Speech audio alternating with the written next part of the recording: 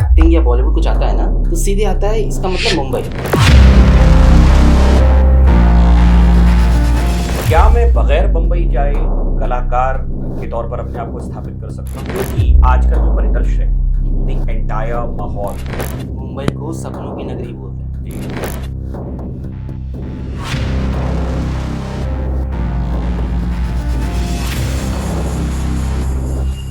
अगर आप सपने को फिल्टर करके अपनी आज की शख्सियत, आज क्योंकि रोना, दुखी होना किसी चीज पे, निराश होना किसी एक बहुत बड़ा मिथ्या है जो शायद जो फैला है कि I may not agree also, because as much as you must be having examples of industry में घुसना तो बहुत आसान है बट उसको मेंटेन करना is what is very difficult.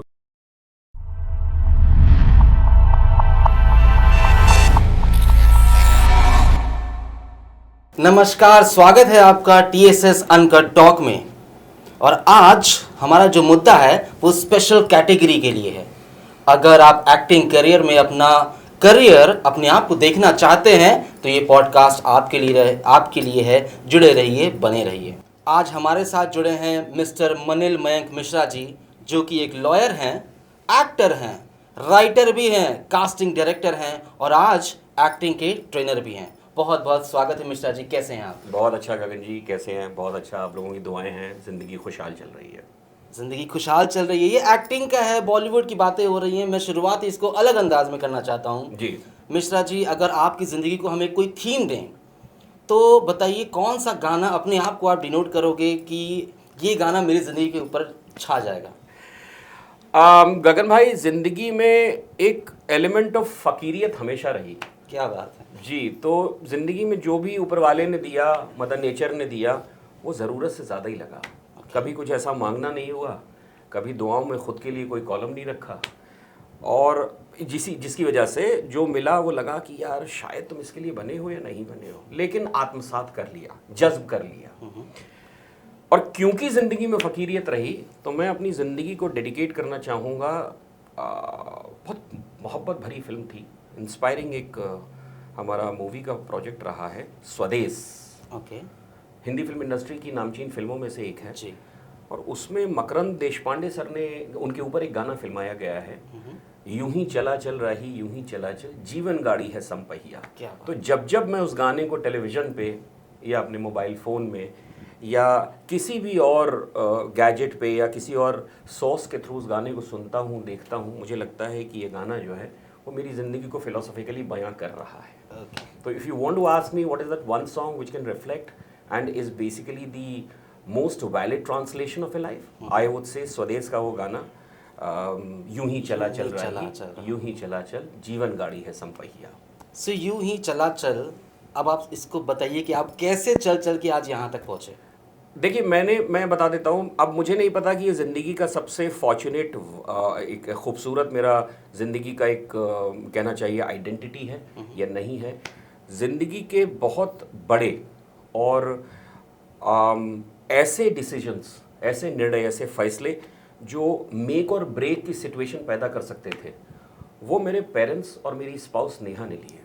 Okay और उनका कहना ये है कि तुम निर्णय लेने में थोड़े कच्चे हो, जो मुझे लगता है आज भी है।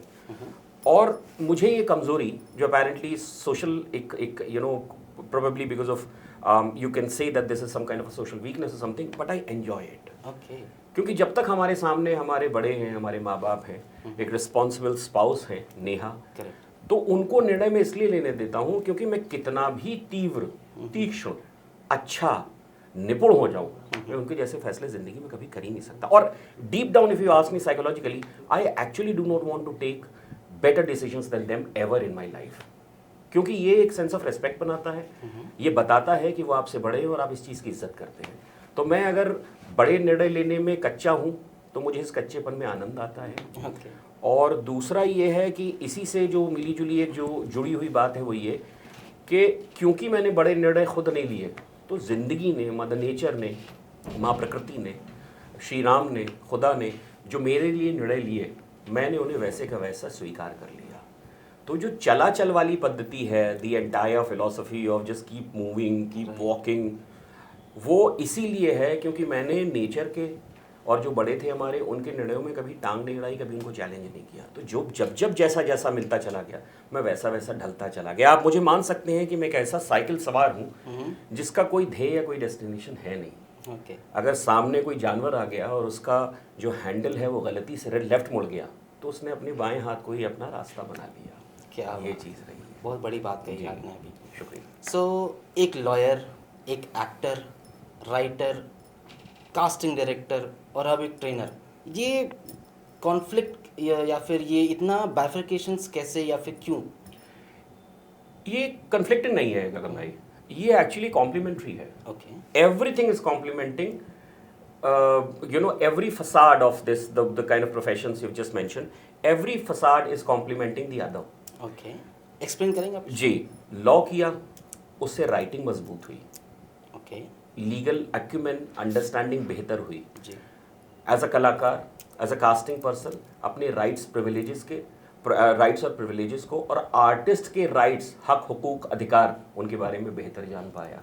क्या कानून है हमारे अपने प्रोटेक्शन के लिए, किस तरीके से आर्टिस्ट का जो क्राफ्ट है या उसका जो क्रिएटिव लेबर है उसको कैसे सेव किया जा सकता है। यहाँ पे मेरी जो लीगल जो लॉ की पढ़ाई थी वो मैं वही आपको बता रहा हूँ, लीगल एक्यूमेन ने मुझे बहुत मदद करी। ओके। जब खुद आर्टिस्ट के तौर पे काम करते रहे, जो अभी भी मैं एज अ फंक्शनिंग एक्टर है, keep working, you ought to develop some kind of a network, some kind of a very large family of actors with you. Okay. So you actually assimilate yourself, you get absorbed into the largest family of actors Okay. in this country, pan India, on a global level also. So casting again was a natural process or a natural consequence or a corollary of it. Okay. Second up, जब आप set पे रहते हैं और सजग रहते हैं, when you are awakened, when you are, I'd say, when you actually keep your senses open, when you move beyond your own contribution to a film set. Me being an actor, I probably do not want to stay back in my vanity when my shot is not there. I want to stay on set, understand director's instructions, Correct. understand what script is about. Right, right. There where you can become a writer, there where you can become an acting trainer, there where you understand the craft or the basic structure or the mechanism of a film set. तो ये सब बहुत एक दूसरे से intrinsically जुड़ा हुआ है और ये इसीलिए है क्योंकि मुझे ज़िंदगी में pursue, if you ask about my personal opinion, whatever I did ever in my lifetime, whatever I did, in fact, and I'm literally, you please take my statement literally, whatever I did in my lifetime, I never felt that I did anything new. Okay. मुझे लगा आज मैं सो रहा हूँ तो ये काम कर रहा हूँ, कल दुनिया के लिए वो शायद कोई दूसरा प्रोफेशन हो सकता है, लेकिन वो मेरे लिए जो कल बीता हुआ कल था वो व्यवसाय का, उस प्रोफेशन का एक सिर्फ एक्सटेंशन भर था और कुछ नहीं। तो it's all very complementary. I remain somewhere in the nucleus of it. It's very juxtaposed. And it's complementing with each other. It's actually something which is adding to the value system of the other. तो इसलिए मुझे कभी अलग नहीं लगा और हर चीज़ ने दूसरी चीज़ के लिए मदद करी है और मुझे एक कंप्लीट मैन के लिए हमेशा प्रेरित किया है कि तुम्हें सब कुछ आना चाहिए, क्योंकि मैं बगैर पढ़ा लिखा एक्टर हूँ। अच्छा। Yeah, I have never done any formal training from any drama school or let's say any film school. तो एक you know, that understanding of you being a person who's not a trained actor has always been there. Okay. तो मुझे लगता था जहाँ से ज्ञान मिल रहा है ले लो, ये तो तुम्हें आता ही नहीं है मनिल, वो भी नहीं आता है, तो एक काम करो 10 मिनट इसको दो, 20 मिनट उसको भी दो। तो यहाँ से इस तरीके से करते करते शायद आप चीज़ों को इस तरीके से इवॉल्व कर पाए, जो आपके पास एकेडमिक एक क्वालिफिकेशन थी या जो आपने प्रैक्टिकली या प्रैग्मेटिकली सेट पे सीखा कि सबसे सीखना है क्योंकि तुमने तो सीखा ही नहीं है। राइट। तो शायद ये एक पर्सपेक्टिव, ये नज़रिया भी एक फ़ायदेमंद रहा और इसने जो आपका क्राफ्ट था उसको मजबूत किया।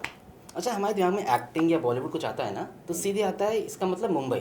जी, ये सच है कि मुंबई में अपॉर्चुनिटीज़ ज़्यादा हैं, बेहतर हैं, and this is something undoubtedly this is a fact. Okay. इसमें कोई दो राय नहीं है कि बम्बई में या मुंबई में इस तरीके की अपॉर्चुनिटीज़ और अवसर जो हैं वो बहुत ज़्यादा हैं। लेकिन क्या मैं बग़ैर बम्बई जाए कलाकार के तौर पर अपने आप को स्थापित कर सकता हूँ? जी, कर सकते हैं। हाँ, कर सकते हैं।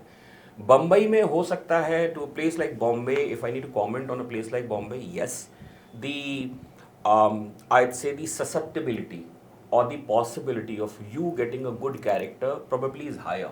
Okay. But that does not mean you can not become an established actor without going to Bombay, क्योंकि आजकल जो परिदृश्य है, द एंटायर माहौल, ambience, environment, the way casting directors or casting actors has taken a makeover, has gotten changed.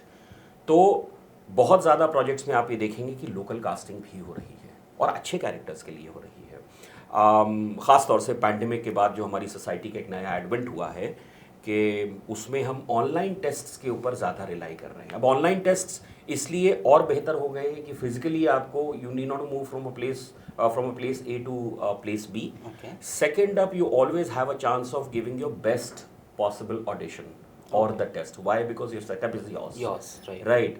Everything, logistics are yours. No nervousness. Yeah, no nervousness, and equipments are yours. Correct. So you can give as many takes as possible, as many takes as you want. Right. और artist matured भी हुआ है pandemic के बाद, उसने समझा है कि चाहतों और ज़रूरतों में फ़र्क क्या है। ये हमें प्रकृति माँ ने सिखाया और इसकी वजह से उसको कैरेक्टर की जो अंडरस्टैंडिंग है उसकी बदली है, उसको काम की महत्ता और ज़्यादा जागरूक रूप से पता लगी है। तो ये ज़रूरी नहीं है कि आप if you are not at a certain place you cannot see a future in acting. No, that is not the case. However, the possibility of getting good characters, the possibility of you become successful or let's say socially or commercially established definitely is higher in Bombay. Mumbai को सपनों की नगरी बोलते हैं जी। क्या मैं उसको बुलाऊं सपने तोड़ने की नगरी, क्योंकि वहाँ लाखों लोग जाते हैं सलमान खान शाहरुख खान बनता उनमें से एक है जी। बाकी कितने लाखों लोगों के सपने तो रोज टूटते हैं जी। तो उनको सपनों की नगरी बुलाएं या फिर सपने तोड़ने की नगरी बुलाएं? देखिए, इसके लिए मैं बिल्कुल मुंबई जैसे शहर को कभी दोष नहीं दूंगा। ओके। ना ये गलती सपनों की है, ये गलती है सपना देखने वाले की। ओके। अगर आप सपने को फिल्टर करके अपनी आज की शख्सियत, आज की जो शिनाख्त है, उसके बेसिस पे अगर आप कोई सपना देखें तो यकीन जानिए none of your dreams would go unfulfilled, none of your dreams would go unfulfilled. This is a big statement. This is a big statement, so much so that it's true also. Okay. उसका कारण ये है कि हम ये नहीं देखते कि हमारे पास रिसोर्सेस क्या हैं, हम कहाँ खड़े हैं, कितने मील के पत्थर हमने तय कर लिए हैं, लेकिन हमारा सपना जो है वो आर्बिट्रेरी होता जाता है। लेकिन सपने का पूरा होना कई सारे फैक्टर्स पे डिपेंडेंट है और उनमें से एक भी फैक्टर अगर ठीक से प्लेस्ड नहीं है तो आपका सपना पूरा नहीं होगा। लेकिन जो आउटकम है वो आपको दर्द दे रहा है, डिसअपॉइंटमेंट दे रहा है, निराशा दे रहा है, अवसाद में ले जा रहा है, क्योंकि शायद मैंने सपना देखने से पहले ये शर्तें, ये कंडीशंस और इन सब के बारे में अपने आप को जागृत किया ही नहीं। मैंने सिर्फ एक ख्वाब देखा और वो ख्वाब इतना मासूम था कि उसने चाहा नहीं कि वो, उसने कभी ये शर्त नहीं रखी कि वो पूरा हो ना हो। लेकिन क्योंकि हम इंसान हैं and it's I think everybody who feel sad about an unfulfilled dream should be proud of himself और हरसेल्फ, क्योंकि रोना, दुखी होना किसी चीज़ पे, निराश होना किसी चीज़ पे बहुत बड़े दिल की निशानी होती है। आपने बोला दुख होना और निराश होना, एक बहुत बड़ा मिथ्या है जो शायद जो फैला है कि इनकी जो एक्टर्स होते हैं बॉलीवुड में फेमस हैं जो भी है, दे वेल डूइंग, ठीक है, उनकी नॉर्मल या personal life is not that excited, या फिर वो सिर्फ स्क्रीन पे ऑन स्क्रीन बहुत खुश दिखते हैं हमें, but basically at the end of the day वो एक ऐसी लाइफ जी रहे हैं जहाँ वो शायद खुद भी नहीं रहना चाहते। वाई? बिकॉज उनकी पर्सनल लाइफ ज़ीरो हो जाती है। They can not walk around हमारे और आपकी तरह की चलो गोलगप्पे खा लें, चलो कुछ रोड पे चाय पी लें, राइट? सो क्या ऐसा है कि वो अपना पर्सनली उतना अच्छा नहीं फील करते? देखिए, जब तक एक आर्टिस्ट या एक अभिनेता एस्टैब्लिश नहीं होता वो खुद को नहीं जीने देता, और जब वो एस्टैब्लिश हो जाता है तो उसे लोग नहीं जीने देते। क्या बात। तो ये दोनों ही पड़ाव बड़े चैलेंजिंग हैं। और जहाँ तक आपने ये बात किया that you know it impacts your personal life also to a certain extent, I may agree, I may not agree also, because as much as you must be having examples of destroyed personal lives in the film industry, you would be having equal number of examples of people who are having a great personal life as well, and that is again because of the film industry. चीज़ ये है कि ये जो line of work है ना, ये आपसे बहुत सी जगहों पे बहुत कुछ चीज़ों की, बहुत कुछ इसकी जो उम्मीदें होती हैं वो अलग होती हैं। और इसकी जो इस इंडस्ट्री, इस लाइन की जो मासूमियत है वो ये है कि जो 20 के आप जब थे वही आप अपना जो आपका क्राफ्ट है या जो उसकी उम्मीदें हैं वही 50 पे होनी चाहिए, क्योंकि इंडस्ट्री कलात्मक है at the end of it. इसमें कला है, राइट, इसमें क्रिएशन है, इसमें आर्ट है। और आर्ट किसी भी लेवल पे या किसी भी लेयर पे या पायदान पे या किसी भी स्टेज पे आपके जो खुद के एक जो उम्मीदें हैं, आशाएं हैं, उनके साथ कभी कॉम्प्रोमाइज़ नहीं करती। उसकी अपनी उम्मीदें जो हैं वो ज़्यादा मुखर और ज़्यादा प्रखर होती हैं। तो कभी कभी हमारी जो अपनी ज़िंदगी से उम्मीदें हैं या जो हमारा लाइन ऑफ वर्क है उससे उम्मीदें हैं, उनमें कोलिजन हो जाता है। Okay. और वो कोलिजन आपको स्ट्रेट उस आर्टिस्ट के, उस कलाकार के पर्सनल लाइफ में या व्यक्तिगत जीवन में दिखाई देगा। एक ये चीज़। दूसरा ये चीज़ that the work culture is such that you may not expect a very regular conventional life of an artist, okay. क्योंकि like I told you before, again कलात्मक क्षेत्र है और कला के लिए आपको 1 साल भी लग सकता है, 1000 साल भी लग सकता है, हो सकता है आप एक पल में उसको निभा दें, लेकिन जब तक वो पूरा नहीं हो जाएगा आपका क्रिएटिव सेटिस्फैक्शन नहीं आएगा। Okay. तो the moment if you are not getting a creative satisfaction, that means you are still in the process. Right. And that process demands so much of dedication, so much of commitment, that it would not allow you to think about something else, and very importantly about your personal life also. Correct. लेकिन अच्छे artist, professional artist, trained artist, इन दोनों में parity बनाने की पूरी कोशिश करते हैं और बहुत हद तक सक्सेसफुल भी होते हैं। इसीलिए हम लोग हमेशा ये बात करते हैं that training and a valid training is very important for an actor, क्योंकि वो आपको सिर्फ ये नहीं बताती कि आप अच्छे कलाकार कैसे बन सकते हैं, वो आपको ये भी बता देती है कि जब आपके पास कलाकार के रूप में as an artist when you do not have professional work, how to stay as a professional actor for a longer period of time. आपको बिखरने नहीं देती ट्रेनिंग। Great. तो इसलिए training is very essential for actor. It not only develops और modifies और cleanses your craft, it also transforms your life also, of which your personal life is an integral part. Right. That is the case. जी। आपने बात किया commitment की, जी। तो एक बहुत ही अच्छी लाइन शाहरुख खान जी ने बोली थी कि इंडस्ट्री में घुसना तो बहुत आसान है, बट उसको मेंटेन करना जी। Is what is very difficult. Very true. तो वहीं कमिटमेंट और जी। डेडिकेशन आ जाता है, जहाँ पे ट्रेनिंग लैग करते हैं तो लोग गिव अप कर देते हैं। जी। और वी हैव सीन एग्जांपल्स कि लोगों ने शायद अपने आप को भी ख़त्म किया बहुत बार, जी, बर्बाद कर दिया हुआ है। जी। राइट। सो चलिए हम आते हैं ट्रेनिंग, आपने ट्रेनिंग का वर्ड यूज़ किया तो उस पर आते हैं। एक नॉर्मल सा बंदा या बंदी जो अपने आप को देखना चाहती है बड़े पर्दे पे, जी। एक्टिंग इंडस्ट्री में कुछ करना चाहते हैं, आप उनको क्या एडवाइस दोगे यहाँ से कि उनको बेसिक से कहाँ तक जाने में वो क्या स्टेप अभी लें कि मेंटली प्रिपेयर्ड हो जाएं, या फिर कुछ प्रिपरेशंस होमवर्क कर लें घर में और फिर वो पहुँचें एक अच्छी इंस्टीट्यूट में, एक अच्छी जगह ट्रेनिंग लेने या फिर एक अच्छे मंच पे? गगन भाई, ट्रेनिंग का बहुत बड़ा जो ये सवाल आपने पूछा है, इसका जवाब बहुत जो है वो निर्भर करता है इस बात पे कि आप अपनी ज़िंदगी के किस पायदान पे खड़े हैं।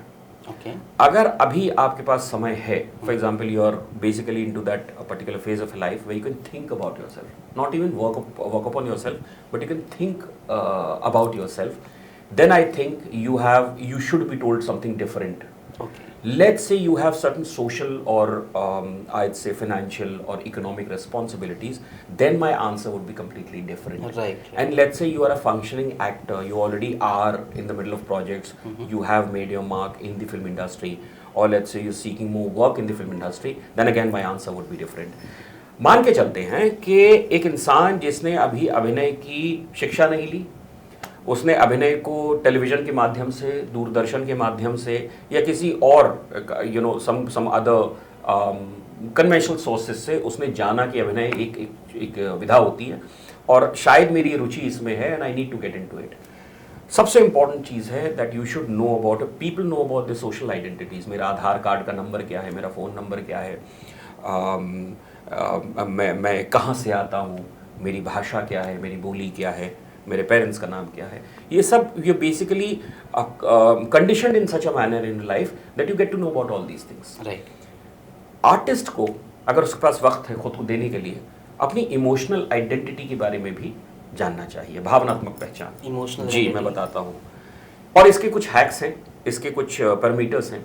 आप जानिए कि आप किन फिल्मों पे सबसे ज़्यादा रोए, आप जानिए कि आप कौन सी किताबें पढ़ के सबसे ज़्यादा हंसे, वो कौन से चुटकुले हैं, लतीफ़े हैं जो आपको आज तक याद हैं, वो कौन सी ऐसी दादी नानी की कहानियाँ हैं जो आप अभी भी बेड टाइम स्टोरीज़ की तरह अपने तकिए के नीचे रख के सोते हैं, वो कौन से ऐसे लोग हैं जिनसे आप ज़िंदगी भर मिलना चाहते हैं, वो कौन से ऐसे लोग हैं जिनकी सूरत भी आप देखना नहीं चाहते, वो कौन से ऐसे समारोह हैं जिनमें शिरकत करके, जिनमें पार्टिसिपेट करके या उनमें जाके आपको खुशी मिलती है, क्या वो एक शादी है या क्या वो एक मैयत या फ्यूनरल है।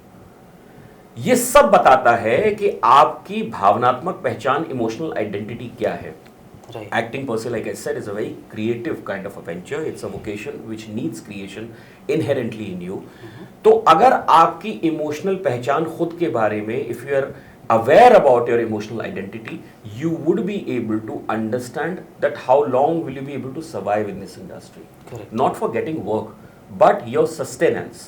Your longevity in the industry is very important. Why? Because कभी मेरे पास काम नहीं है, कभी मेरे पास है, कभी मेरे पास बहुत काम है, कभी मेरे पास बिल्कुल भी काम नहीं है। उस वक्त आपकी ये ट्रेनिंग काम आती है, ये अंडरस्टैंडिंग काम आती है, जो आपने खुद को एक I'd say let's say वही स्पिरिचुअल इंट्रोस्पेक्शन जब आपने अपने घर के बेडरूम में बैठ के, अपने कमरे में बैठ के किया कि मेरी भावनात्मक पहचान है क्या, मैं उस कहानी पे क्यों हंसा, मैं उस फिल्म पे क्यों रोया, मेरी माँ जब दुखी होती हैं तो मुझे कौन सी उनकी सबसे ज़्यादा बात जो है वो दिल पे लगती है, मेरे पिताजी जब थक हार के काम से वापस आते हैं तो मुझे कौन सी ऐसी चीज़ है जो उनको थोड़ा रिलीफ दे देगी या उनको सेटिस्फैक्शन दे देगी या उनको कुछ ऐसा दे देगी।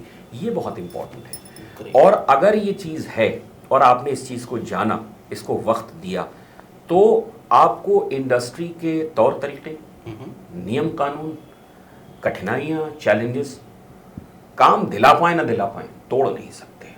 क्या बात। ये मेरा उन लोगों के लिए सजेशन है जो अभी अभी इस चीज़ से उनकी वाबस्तगी हुई है, जान पहचान हुई है, एंड दे आर थिंकिंग और let's say are I'd say they have realized that they are interested, they have fallen in love with the idea of falling in love with acting. क्योंकि मोहब्बत यूं ही नहीं होती, 7 स्टेजेस होती हैं Arabic literature में। तो पहले मैं मुझे इस ख्याल से मोहब्बत होगी कि मैं आपसे मोहब्बत करूं, जब वो स्टेज पार हो जाएगी तब मैं आपसे मोहब्बत के लिए अग्रसर या आगे बढ़ूंगा। तो अगर आपको ये ख्याल आता है कि साहब ये एक ऐसी चीज़ है जिससे मोहब्बत करके, जिस ख्याल से, इसके ख्याल से कि मैं इसे मोहब्बत करूं, इस ख्याल से मुझे मोहब्बत है, तो हाँ आप आर्टिस्ट बन सकते हैं। ये मेरा कहना है। ये उन लोगों के लिए है जो नए हैं और जिन्हें दुनिया अभी देखनी है, जिन्हें इंडस्ट्री और समझनी है, और उनके लिए probably the definition is very unilateral of acting. Oh celebrityhood, oh my God, such a name, people are just behind you and everybody is just like giving their attention to you। अगर उनको ये बात समझ में आए, उसके बाद फिर फॉर्मल ट्रेनिंग का प्रोसेस है, ये सब है। लेकिन I think this is that very first step where a person who's an acting enthusiast, not even an aspiring actor, I think this is a very important step for an acting enthusiast to get into it, know about his emotional identity, and then think about it whether he wants to move ahead into this industry or not. Great. Yeah. So we believe कि India is very talented, मतलब बहुत youth हैं जो सब अलग अलग field में बहुत टैलेंटेड है, राइट। और इवन हमारे पास ऐसे भी एक्टर्स होंगे, आप अगर मेरे से सहमत हो तो, जो कि ठीक है बड़े लेवल पे नहीं पहुंच पाए, but they are doing acting better than many of the established actors. ऐसे भी एक्टर्स हमारे पास हैं, राइट। सो क्या रीज़न है कि वो एक्टर की तो डेथ नहीं बोलूँगा, लेकिन मैं उसकी स्किल, एक कला जो मर जाती है, ख़त्म हो जाती है। आप देखोगे आपके ऑफिस में बहुत से लोग हमको मिलते हैं जो बहुत अच्छी एक्टिंग करते हैं, बहुत अच्छी कविताएं पढ़ते हैं, गाना बहुत अच्छा गाते हैं, बट वो कहीं ना कहीं अपने कमिटमेंट्स में इतना खो गए कि अपनी कला को पीछे रख दिया उन्होंने। और दूसरा कारण ये है, शायद अगर आप हमसे सहमत होंगे, कि हम लोग आइडल्स पे बहुत काम करते हैं। मतलब मुझे अगर एक्टिंग में जाना है इतना, तो मुझे सलमान खान बनना है, मुझे ऋतिक रोशन बनना है। You always have someone who you look up to. Correct. So looking up to कहाँ तक सही? वाई? बिकॉज उस ऋतिक रोशन के चक्कर में ना, शायद गगन त्रिपाठी या फिर आप मिश्रा जी, हम अपने आप को कहीं भूल जाते हैं, कहीं खो जाते हैं, और उनका बनने के चक्कर में हम अपने आप को भी कहीं ना कहीं खो देते हैं। देखिए, then again this a very constructive debate we are entering into. आप जिस इंसान को इंस्पिरेशन के तौर पे ले रहे हैं, आप उस इंसान को प्रेरणा के स्रोत के रूप में क्यों ले रहे हैं, ये खुद से पूछिए। क्या आप इसलिए ले रहे हैं कि वो एक सर्टन वे में दिखता है, क्या आप इसलिए ले रहे हैं क्योंकि आप जिस चीज़ को एस्पायर कर रहे हैं उसने उसी लाइन ऑफ वर्क से अपनी ज़िंदगी बनाई है, या आप सिंपली उसके क्राफ्ट के मुतासिर हैं? आप उसके क्राफ्ट से आपका भावनात्मक लगाव है, आप उसके क्राफ्ट से मुतासिर हैं। अगर ये 3 सवालों में अगर आपका जवाब ये है कि साहब नहीं, मैं उसके काम से बहुत ज़्यादा प्रभावित हूँ, तो I think you should keep that particular person not only as your idol but also as a mentor. इसीलिए मैं हमेशा एक्टिंग स्टूडेंट्स को ये सलाह देता हूँ कि अगर आपको किसी एक्टर को आइडलाइज करना है तो उसका काम देखिए, बिल्कुल देखिए, लेकिन उसके बेसिस पे उसको मानना शुरू मत करिए। आप उसके इंटरव्यू सुनिए जहां उसने कैंडिडली बोला है, जैसे हमारा ये पॉडकास्ट चल रहा है, राइट, जिसमें कोई स्क्रिप्ट नहीं है, जिसमें कोई लेयरिंग नहीं है, जिसमें कोई स्ट्रक्चर नहीं है। आपने एक सवाल पूछा, आप मुझसे पूछें कि साहब आप आए कैसे, तो मैं आपको बता दूंगा कि मैं सवारी से आया हूं। राइट, अगर वो इंटरव्यूज आपको एक सर्टेन लेवल तक प्रभावित कर पा रहे हैं, इंस्पायर कर पा रहे हैं, that means he is a real idol, that means he is a real mentor, because now you are getting attached to his personal self, which is nude, which is candid, which is unfiltered. Right, craft तो है ही। आपने Salman Khan sir का नाम लिया, उनके जैसी शख्सियत को हम सब एक बहुत बड़े सुपरस्टार के रूप में जानते हैं। राइट, और ये बात मैंने और समझी गहराई से जब मैंने मिस्टर शाहरुख खान के साथ काम किया।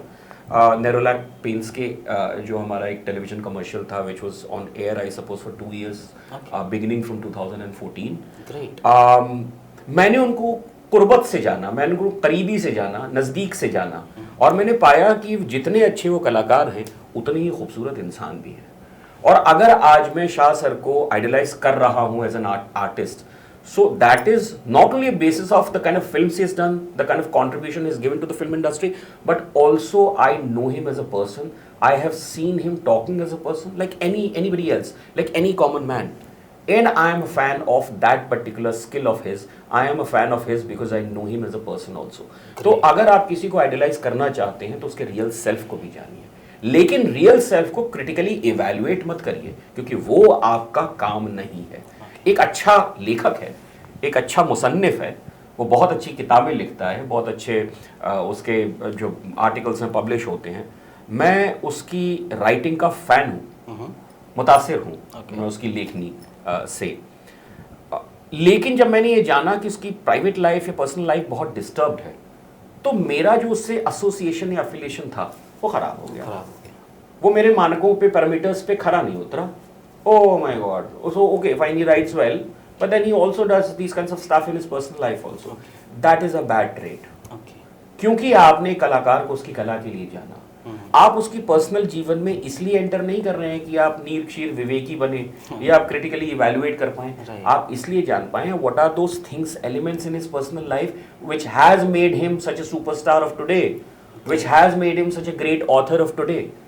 तो अगर ये पर्सपेक्टिव से आप जाएंगे तो आपको किसी celebrity, anybody who you look up to, आपको कभी नफरत होगी ही नहीं, क्योंकि वो आपका काम नहीं है। Knowing about your personal life, about what is happening inside your house, inside your bedroom is not my call, sir. Correct. I am just here to know you as a person and therefore know you as a professional and therefore to idolize you or to make you as a mentor of my life. Yeah. So this brings me to another question कि is it important कि हम कलाकार बनने से पहले एक अच्छा इंसान बने, या एक कलाकार अच्छा इंसान बन जाता है? Why? Because it's like हम लोग प्योर हार्ट से कला को परफॉर्म करते हैं, दोनों में क्या है? देखिए, मैंने कभी ये, मेरी थोड़ी सी एक आदत है, मैं ये फेसबुक और ये सोशल मीडिया पे कभी गाहे बगाहे कुछ 2 लाइनें या कुछ चुटीले व्यंग लिख देता हूँ। तो कभी ऐसे ही आप लोगों की संगत में बहुत कुछ प्राप्त किया, तो कभी ऐसा लिखा कि पैदा सब बेवकूफ़ होते हैं, इंसान को अक्लमंद हादसा बनाता है। क्या बात है। तो ये वैसा ही हो गया कि दिमाग आता है बादाम खाने से नहीं, धक्के खाने से। धक्के खाने से, जी। राइट। तो आपने क्या क्या खाया साहब? मैंने बादाम खाए, मैंने तेल पिया, मैंने मालिश करवाई, और साहब आप इतने समझदार क्यों? मैंने सिर्फ धक्के खाए, मैंने धोखे खाए। तो ये जो कंपैरिजन है दो लोगों में, इसलिए खैर वो एक अलग, that's a different debate for some other day. लेकिन ये चीज़ है कि हम सब पैदा अच्छे होते हैं, inherently we all are good, but you react and your response to certain situations, your response, rather, you being a human being, may be different in a certain given situation or a circumstance. Right. लेकिन उसके basis पे मैं आपकी definition आपको, आई would not define you, I would not make my opinion on the basis of a particular circumstance और situation कि आपने इस मौके पे ये बात कही या इस तरीके से आपने रेस्पॉन्ड किया तो साहब आप गलत या अच्छे हो गए. I would never do that. I take a while to make an opinion about a person. I put him in certain tests and those tests by God's grace are so amazing and so beautiful that the person who's on test may not be able to realize that he's on test. Okay. बहुत organic होते हैं. Correct. ऐसे बहुत seamlessly enter कर जाते हैं आपकी ज़िंदगी में, and that is something which is I think is properly and a very structured learning from my theatre days only कि कैसे आप साइकोलॉजी स्टडी करें and all of those kinds of things. Okay. अगर आप अच्छे इंसान हैं और आप बनना चाहते हैं कलाकार, तो मोस्ट सर्टनली आपकी अच्छाई या जो आपके दिल में आपका कॉन्शियस जीवित है, आपकी अंतरात्मा या ज़मीर आवाज़ मारता है, वो आपको मदद करेगा. और अगर आपको ये लगता है, हालांकि मैं पर्सनली मानता हूँ कि सभी अच्छे होते हैं, लेकिन अगर आपका अपने बारे में जो ख्याल है या आपके ख्यालात खुद के बारे में ये है कि साहब मैं अच्छा इंसान नहीं हूँ, मैं शायद कुछ यहाँ पे I have just lost my sheen, my colour and my brightness, I would say join an acting course. It will actually make you to get to your real self.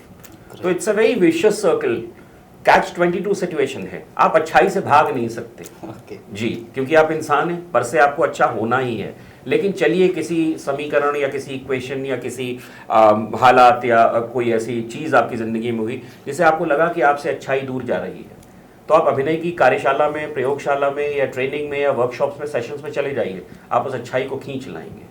उसका कारण ये है that acting not only teaches you the craft of acting, it also makes you a better human being. It cleanses your layers. Okay. It makes you to get back to your past or to your immediate future and then make you realize that you could become like this in the future or you have been like that in your past.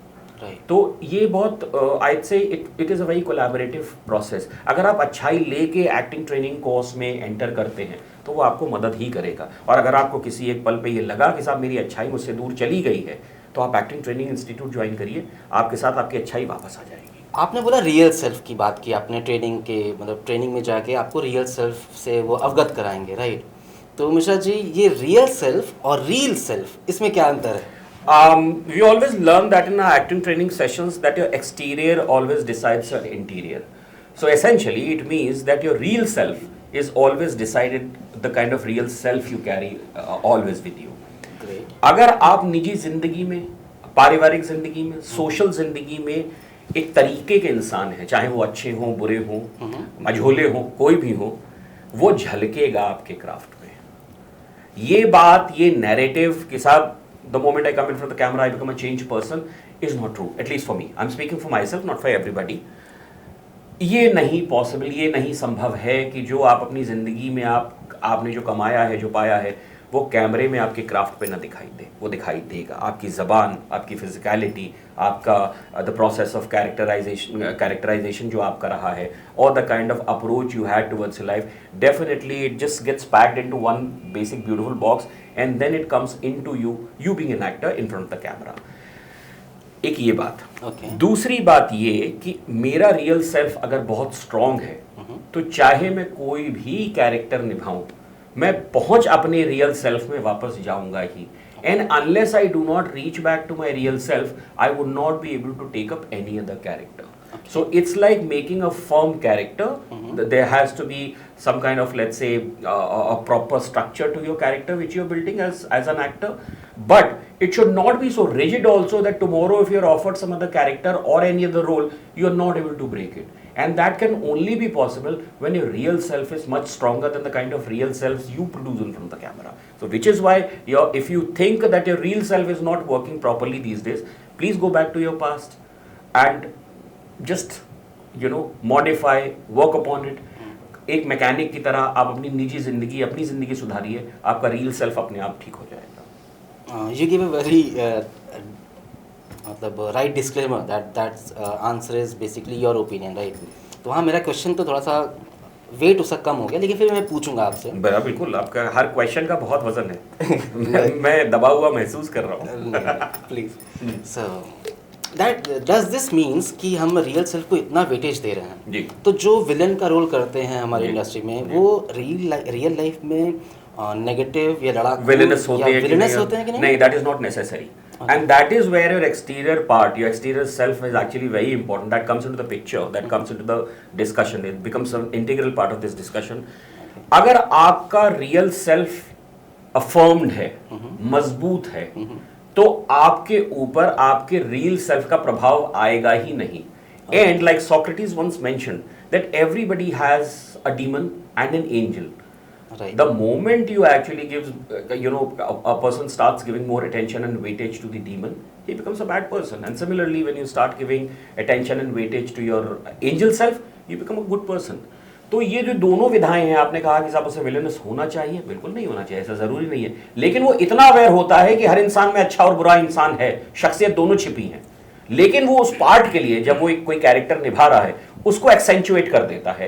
लेकिन however that being said, जैसे ही कैमरे का director जो है वो cut बोलते हैं, he goes back into that particular balance of his lifeline where he says no, there has to be balance and I need to stay as a good person. तो ये जरूरी नहीं है. The only thing is for that particular moment you try and grab that particular thing from your real life, that okay fine, अगर ये villainous character है, अगर मुझे नेगेटिव बनना है, एंटागनिस्ट हूं, तो कौन सी ऐसी चीजें थी जिनको मैंने अभी तक दबा के रखा है, क्योंकि मैं एक समझदार और एक अच्छा शहरी हूं, और वहीं पे उसका वो सेल्फ काम आता है. And that again, this entire process becomes very lucid, very understanding. You get into this process, then you come out of this process only when you are a trained actor, or let's say largely when you are a trained actor. ऐसा नहीं है कि बिना training के आदमी artist नहीं बन सकता. आज देखिए, ऊपर वाले की दुआ से, आप लोगों की जो मोहब्बत है उसकी वजह से, कि मैंने जिंदगी में कभी कोई अभिनय की शिक्षा नहीं ली, लेकिन पढ़ाया है. मैंने जिंदगी में अभिनय की कोई शिक्षा नहीं ली, लेकिन आज आपके सामने बैठा हूं. तो ऐसा नहीं है कि बगैर ट्रेनिंग के कोई इंसान बन नहीं सकता, लेकिन इसका एक जो इम्प्लिसिट एक जो कॉन्सिक्वेंस रहा, इसका रिजल्ट रहा कि मुझे वक्त लगा. तो अगर इतना वक्त है कि दे सकते हैं, तो शायद ज़रूरी नहीं कि ट्रेनिंग न लें, लेकिन अगर आप ले लेते हैं तो आपका जो पॉसिबिलिटी है एक बेहतर कलाकार बनने की, और कैमरे के साथ ज़्यादा देर तक टिके रहने की, और जब काम नहीं है तो कैसे एक पेशेवर कलाकार रहा जाए, ज़्यादा बढ़ जाती है.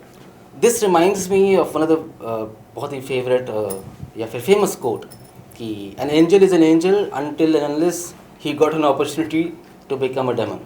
अच्छा, ऐसा है क्या? अच्छा, ये आपने एंजल से डन बोला कि वो अपने रियल लाइफ में एक्टिंग करते हैं, नेगेटिव एक्टिंग करते हैं और फिर वापस चले आते हैं. जी. सो इट्स लाइक उनको अपॉर्चुनिटी मिली, वो बने और फिर वापस चले गए. जी. राइट. सो मिश्रा जी, एक सवाल आपसे कि आपकी पर्सनल ज़िंदगी में जी, एक एक्टर ने बेहतर राइटर को बनाया या फिर एक राइटर ने बेहतर एक्टर को बनाया? ये आप मुझसे इसलिए पूछ रहे हैं क्योंकि मैं एक लेखक और कलाकार दोनों ही हूँ, right. या यू आर आस्किंग अबाउट नहीं, आप दोनों हैं इसलिए मैं पूछ रहा हूँ, किसने किसकी मदद की? मुझे लगता है कि as a writer I could become a better actor. Objectively आपको जवाब दे रहा हूँ, लेकिन अगर आप मुझे एक 10 सेकंड और देंगे तो मैं इसमें कुछ और ऐड ऑन करना चाहूँगा. जो आपने 10 सेकंड मुझे दे दिए हैं, और मैं इसमें ये ऐड ऑन करना चाहूँगा कि एक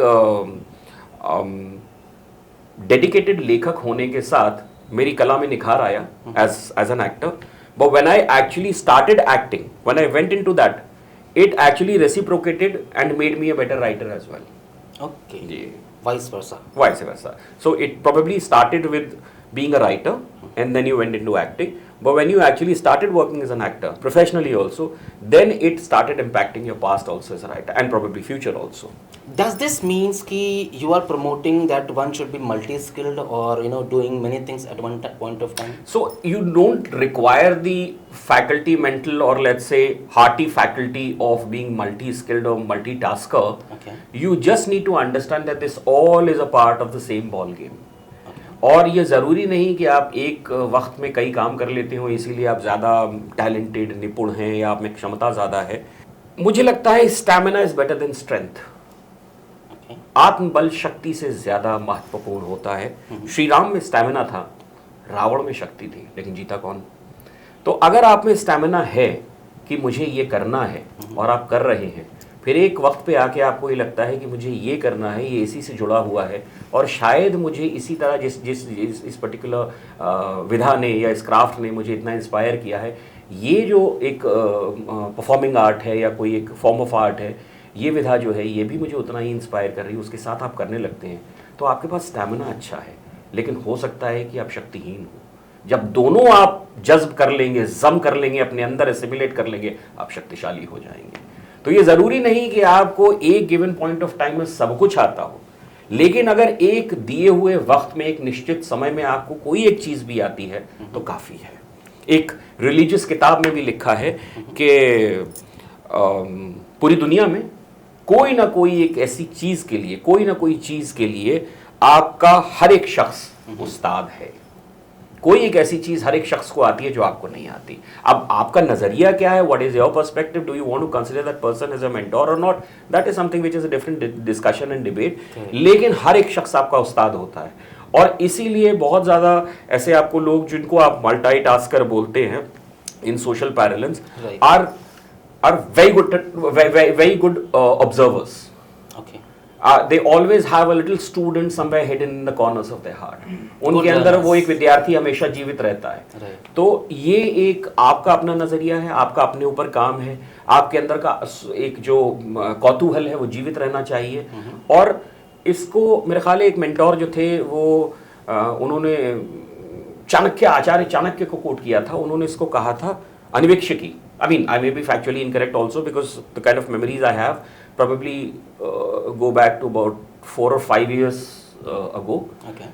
So I may be factually incorrect also, but as far as I can remember, he mentioned that एक leader में या एक अच्छे celebrated artist में या anywhere where you're successful in your field, in your profession, in your vocation, he needs to have that element of अनिवीक्षकी, कौतूहल।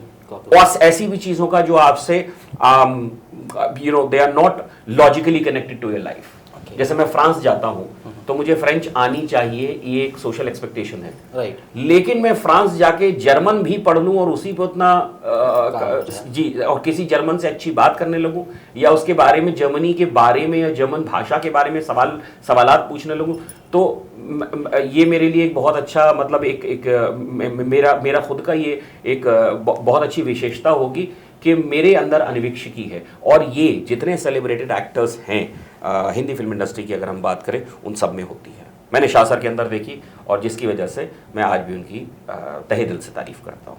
He is very curious about everything. या आपने बोला कौतूहल, क्यूरियोसिटी। हमारे समाज में एक बात है, जो ये कौतूहल एक ऐसा चीज़ है ना, जो कि एक आप गाने से मैं रिलेट करता हूँ, ये हमें ऐसे लेवल पे पहुँचा देती है कि मुझे ये भी सीखना है, ये भी करना है, ये भी करना है, और फिर अल्टीमेटली क्या होता है, सारी दुनिया का बोझ हम उठाते हैं। तो ये सीन ना आए, ये लिमिटेशंस, ये फाइन लाइन ऑफ डिफरेंस कहाँ से आएगा? देखिए, खास तौर से अगर आप talk about acting, right, so you, like I told you about the basic process of knowing about your emotional identity, that basically makes you to realize that what emotions you are good at. Okay. इसीलिए आपको लगता है कि साहब Govinda comedy बहुत अच्छी करते थे, मीना कुमारी जी पे ट्रैजिक कैरेक्टर्स बहुत सूट करते थे, दिलीप कुमार साहब पे त्रासदी भरे किरदार बहुत अच्छे लगते थे, या आपने कहा कि साहब आज के ज़माने की अगर हम बात करें कि फलां कैरेक्टर, फलां एक्टर जो है उस पर इस तरीके की फिल्में जमती हैं। जब आप इस तरीके की बात करते हैं या इस तरीके की चीज़ होती है कि साहब मैं ये भी कर लूँ, मैं वो भी कर लूँ, उस तरीके का काम करने की कोशिश करते हैं, तो ये आपको बिखरने तब नहीं देगा when you know about your basis. जब मुझे पता है कि मेरी जो पहचान है, मेरी जो शख्सियत है, मेरी जो शिनाख्त है, या मेरा जो इंट्रोडक्शन है, मेरी जो आइडेंटिटी है, वो ट्रैजिक है, मान के चलिए, तो उसके ऊपर मैं जो निभा रहा हूँ वो मुझे उस हद तक परेशान या मुझे उस हद तक डिस्टर्ब या डिसमेंटल नहीं करेगा कि मैं अपना रियल सेल्फ खो दूं। और उसके ऊपर अगर आप किसी से कोई चीज़ इंस्पिरेशन के तौर पे लेते हैं, यानी एज अ कलाकार, एज एन आर्टिस्ट, आपको मल्टीपल मुख्तलिफ किरदार निभाने को दिए जा सकते हैं, but that does not change you as a person or the kind of basically as an artist you are. तो ये शायद तब आपको इम्पैक्ट कर सकता है नेगेटिवली, जब आपको यही नहीं पता कि आप ओरिजिन से कैसे हैं, आपका जेनेसिस कैसा है एज एन आर्टिस्ट। और वो यहाँ पे अगेन मेंटोर का जो रोल है बहुत इंपॉर्टेंट हो जाता है। वो बताता है आपको कि तुम्हारे ऊपर ये कैरेक्टर सूट करेंगे, करो सब, लेकिन ये कैरेक्टर ज़्यादा सूट करेंगे, ये स्क्रिप्ट का ये टेक्स्ट जो है, ये सब टेक्स्ट जो है तुम ज़्यादा अच्छे से पकड़ लेते हो, ये लाइन तुम ज़्यादा बेहतर दे सकते हो, तुम इनके इस किरदार को जल्दी निभा सकते हो और अच्छा निभा सकते हो। ग्रेट जी, तो ये एक प्रोसेस है। जी, आपने बोला मेंटरशिप पे हम आएंगे, उससे पहले मेरा एक और सवाल छोटा सा, कि जो स्ट्रगलिंग अभी एक्टर्स हैं, जो स्ट्रगल कर रहे हैं, जो डेली ऑडिशंस देते हैं, अभी वो लाइमलाइट में नहीं है, वो हैं अंधेरे में। डायरेक्टली एक भी उनको क्लिक मिलता है तो वो आते हैं एकदम लाइमलाइट में। फॉर एग्जांपल एक अंधेरे से आपके सामने एक फोकस पे लाइट आ जाती है, उसको झेलने के लिए हमारे पीपल को टाइम लगता है एडजस्ट होने में, राइट। वो कैसे वो लाइमलाइट को झेलें, वो ओवर रिएक्ट ना कर जाएं, या फिर ऐसा ना हो जाए कि वो लाइमलाइट को बर्दाश्त ही ना कर पाएँ और फिर वापस से। जिन इंसिडेंट्स की आप बात कर रहे हैं वो चमत्कार हैं, असलियत नहीं। ओके। वो हजारों सालों में एक या दो बार होते हैं। खैर, लेकिन आपकी बात को तवज्जो देते हुए ये बात हम अपने शाहजहांपुर प्रोसिनियम्स एक्टिंग एकेडमी में अपने एस्पायरिंग एक्टर्स जो स्टूडेंट्स हैं उनको सबसे पहले दिन बताते हैं that nobody is a struggling actor, nobody is a struggling actor, because struggle per se not in your industry but in your real life also is very relative. Correct. आप हो सकता है, और दिन अगेन आपके मायने क्या है स्ट्रगल के, संघर्ष जो है वो क्या है, आपके लिए क्या मायने रखता है। तो हो सकता है मैं आपसे ज़्यादा इकोनॉमिकली या सोशली वेल सेटल्ड हूँ, तो मेरी नज़र में, मेरी निगाह में आप स्ट्रगलिंग हो गए। राइट। लेकिन हो सकता है कि जब आपने किसी तीसरे इंसान को देखा तो वो मुझसे ज़्यादा इकोनॉमिकली वेल सेटल्ड, स्पिरिचुअली मोर अवेकेंड हो, या सोशली मोर रेलिवेंट हो, या वाइबल हो, तो मैं उसकी निगाह में स्ट्रगलर हो गया। Which is why we always tell that no actor is struggling. There are actors who are in process. There are actors who are learning and enjoying that process on camera. Great. That's all. दूसरा, जो आपने एक बात ये कही कि साहब मेरी ज़िंदगी में अंधेरा था और अचानक से मुझे एक रोशनी दिखाई दी और मेरी आंखें चुंधिया गई। एडजस्ट होने में टाइम लगता है ना। अगर मेडिकल साइंस की तरफ भी जाए Right. तो जब आंखों का किसी का ऑपरेशन होता है तो उनकी पट्टियां धीरे धीरे खोली जाती हैं। राइट। आपकी सक्सेस आपके खुद के रिलिश करने के लिए नहीं है। It is not for you to enjoy, it is for those people who are associated with you with a language, in a language of love, in an association of love. For example your spouses, your siblings, your mother, father, somebody who loves you passionately, devoid of all the conditions and parameters set by the society. तो अगर आज मुझे एक अच्छी film मिली, जो चुंधियाने की बात आपने करी, और मुझे लगा भगवान ऊपर वाले मुझे क्या मिल गया, ये exclamatory statement is for your parents, not for you. You're just doing a job. और अगर ऐसा पर्सपेक्टिव बना के रखेंगे तो आपको जिंदगी की कोई भी शय बर्बाद नहीं कर सकती, कोई भी सक्सेस आपको छू नहीं सकती, because you are just working like a cog in a machine. और हम सब की पैदाइश, चाहे वो प्रोफेशन हो, चाहे वो हमारी व्यक्तिगत जिंदगी हो, इस दुनिया को, इस कायनात को, इस कायनात के निज़ाम को और बेहतर और खूबसूरत बनाने के लिए हुई है अपने स्किल सेट से। तो अगर आप एक कलाकार हैं, आप कैमरे के सामने एक्ट कर रहे हैं, so you are contributing to the beauty question of this world. Right. आप इस दुनिया को और खूबसूरत बना रहे हैं। एक साइंसदान हैं, एक लेखक हैं, वो अपनी लेखनी से, अपनी साइंस के जो उनका एक्यूमेन है या उनका जो एक अंडरस्टैंडिंग ऑफ साइंस है, और the kind of learnings he has, scientific learnings से, they are just simply making this world more beautiful place to live in. और अगर ये पर्सपेक्टिव रखेंगे कि आप न सिर्फ ड्यूटी कर रहे हैं अपनी, अच्छा कैमरे के सामने अपना अच्छा आउटपुट देके, और probably kind of reaching out to a larger or a wider set of audience. If you do not feel कि आपका फर्ज नहीं है, if you feel कि ये आपने कुछ बहुत कमाल और कुछ बहुत तोड़ कर दिया, अगर ये दोनों ही चीज़ें हटा दें तो आप कहेंगे कि आप जो ऊपर वाला बैठा है या जो कायनात है, आप सिर्फ उसी का काम कर रहे हैं। तो आपका sense of privilege, self preservation का जो एक चीज़ है, या सेंस ऑफ अचीवमेंट, अपने आप नीचे चला जाएगा, तो आंखें नहीं चुंधियाएंगी। Okay, thank you so much. जिस स्ट्रगल की हम लोग बात कर रहे हैं अभी, हमारे बहुत ही मतलब सबसे बढ़िया जो क्रिकेटर हैं विराट कोहली साहब, तो उन्होंने एक इंटरव्यू में बोला था कि आज की जो जनरेशन है ना, वो अपने कर्म को भी स्ट्रगल मानती है। हमारे टाइम में मैं अगर 6 किलोमीटर साइकिल चला के गया क्रिकेट खेलने, तो वो मेरा स्ट्रगल नहीं था, वो मेरा काम था, वो मेरा कर्म था, फर्ज था आपका, फर्ज था। राइट। तो आप आज की जनरेशन जो चाहती है एक्टर बनना, उनको स्ट्रगल और कर्म में क्या डिफरेंस बताएंगे कि क्या स्ट्रगल है और कर्म क्या है? देखिए, मैं आपको अगर गगन भाई आप इंगित कर रहे हैं, if you are pointing towards the Gen Z, then I would say that Gen Z is not merely the person who's playing a very exuberantly priced high game or watching a film on his tablet.